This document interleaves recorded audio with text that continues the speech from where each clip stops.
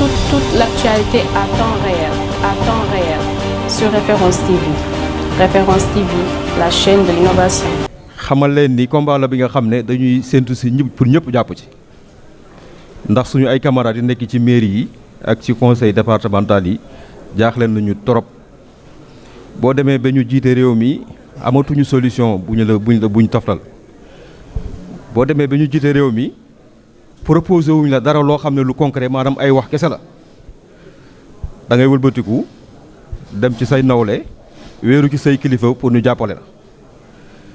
donc nañu xam ni fu mu nekk nii collectivité locale mënatul am jàmm tant que fonction publique locale taxawul effectivement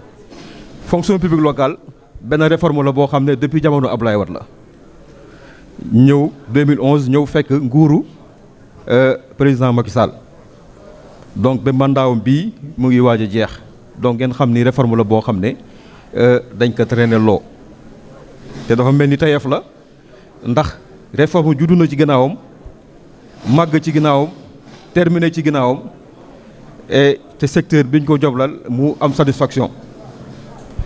donc moo tax ñu ni ne li fi nekk tey tayef la te état bi sooraalewul ni développement à la base ci collectivité locale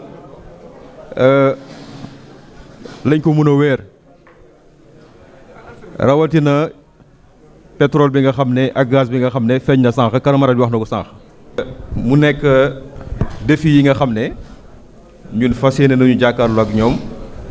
xamal leen ni combat bi fi nekk nii grève bi yéen ñëpp yëg ngeen ko grève collectivité locale suba sax am na gannaaw suba am na gannaawaati suba am na grève la yoo xam ne dafay yàqal citoyen yu bari donc mun na ñàkk ci ay simple gestes yoo xam ne état bi war na ko mën a jël aligner salaire u travailleurs yi ci ni ko loi bi waxee fay leen seeni rappel mais aussi finaliser fonction publique locale. Toute l'actualité à temps réel, sur Référence TV. Référence TV, la chaîne de l'innovation.